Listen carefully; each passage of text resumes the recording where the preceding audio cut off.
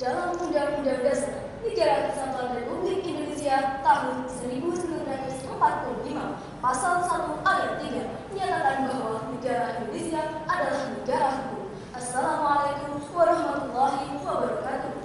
Selamat siang, salam sejahtera bagi kita semua. Dewan Juri yang terhormat, moderator, rekan-rekan direktur kontra, serta pengamat hukum yang kami banggakan. Di sini kami berdiri pada posisi pro terhadap mosi perdebatan kita kali ini, yaitu pencabutan hak politik bagi terpidana korupsi. Dewan Juri yang terhormat, sesungguhnya secara teoritis hak politik merupakan hak ikut serta setiap warga negara dalam pemerintahan, baik itu hak untuk dipilih maupun hak untuk memilih. Adanya pencabutan hak politik bagi terpidana korupsi merupakan upaya preventif dan manifestasi dari upaya penegak hukum dalam mewujudkan cita-cita luhur dari pembinaan atau pemberian sanksi terhadap pelaku kejahatan ekstraordinary crime, yaitu korupsi. Dewan Juri yang terhormat, sesungguhnya pencabutan hak politik bagi pelaku korupsi ini juga telah dibenarkan sebagaimana dalam Kitab Undang-Undang Hukum Pidana Pasal 10 huruf B angka 1, Pasal 35 dan Pasal 38, sebagaimana pula yang telah tercantum dalam frasa Pasal 18 ayat 1 huruf D Undang-Undang Nomor 31 Tahun 1999 junto Undang-Undang Nomor 20 Tahun 2001 tentang pemberantasan tindak pidana korupsi. Atas dasar itu, maka pencabutan hak politik bagi terpidana korupsi tidaklah melanggar hak politik warga negara. Atas dasar argumentasi yang telah kami paparkan, maka kami tetap pada standing position kami, yaitu pro terhadap mosi perdebatan kita kali ini. Terima kasih. Wassalamualaikum warahmatullahi wabarakatuh. Kami memberikan kesempatan kepada pembicara kedua dari tim pro untuk menyampaikan argumentasinya selama 4 menit, dimulai dari sekarang. Sumun ius summa iniora. Keadilan tertinggi pada hakikatnya adalah ketidakadilan yang paling tinggi. Cicero, pengacara pertama di dunia. Bismillahirrahmanirrahim. Assalamualaikum warahmatullahi wabarakatuh.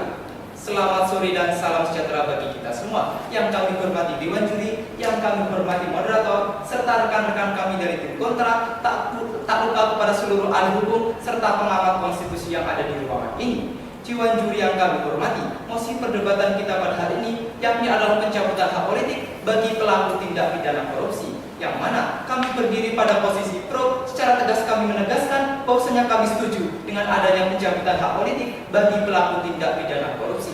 Dewan Juri yang kami hormati, sebelum memasuki ranah argumentasi kami yang lebih dalam, perkenankanlah kami untuk membaca fakta sosial terkait dengan korupsi yang ada di negara Indonesia saat ini. Berdasarkan data yang telah kami himpun, Kementerian Dalam Negeri mencatat sebanyak 318 kepala daerah dari 524 kepala daerah telah terjerat kasus korupsi. Hal inilah kemudian Dewan Juri yang kami hormati yang menguatkan kami mengapa kami setuju terhadap adanya pencabutan hak politik bagi pelaku tindak pidana korupsi guna memberikan efek jerah bagi pelaku tindak pidana korupsi itu sendiri. Dewan Juri yang kami hormati.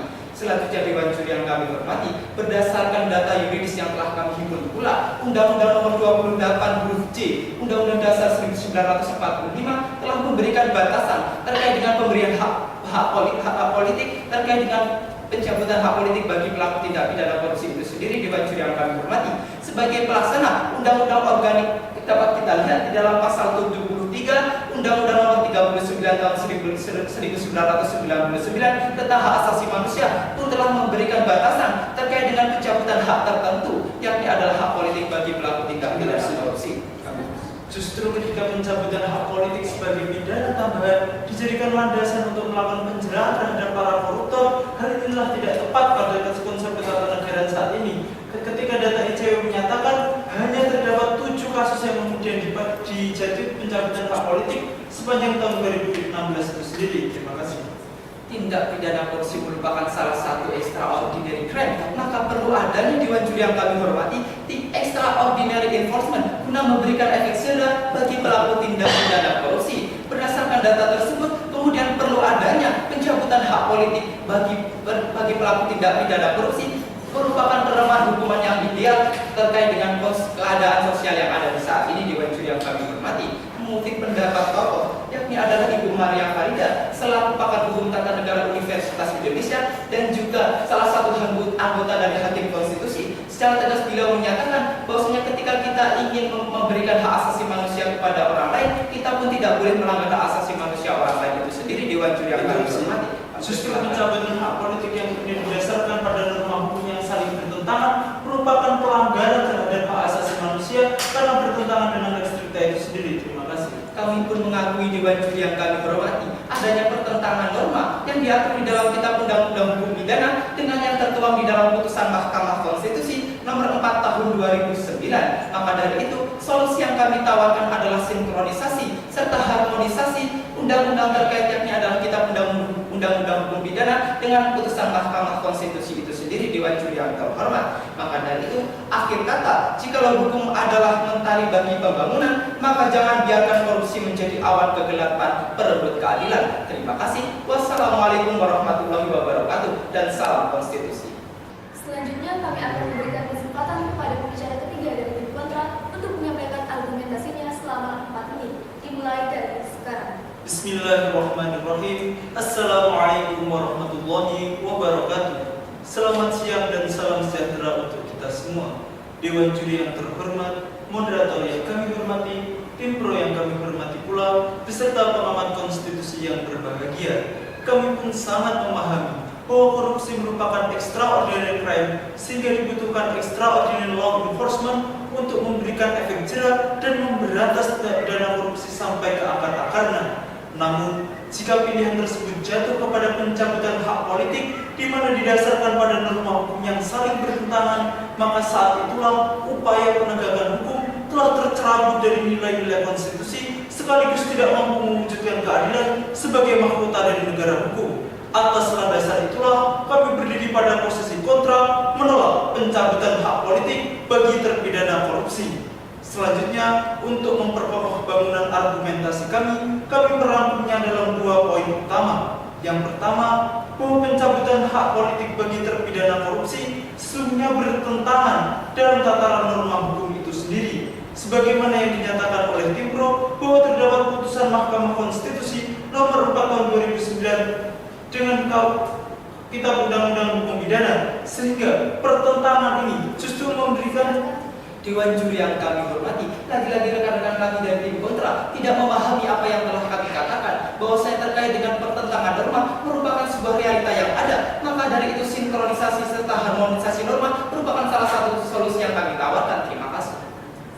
Tatkala penegakan hukum justru dilandaskan pada norma-norma hukum yang saling bertentangan, maka saat itulah pelanggaran terhadap hak asasi manusia telah terang di depan mata dan telah terlegalisasi oleh negara itu sendiri.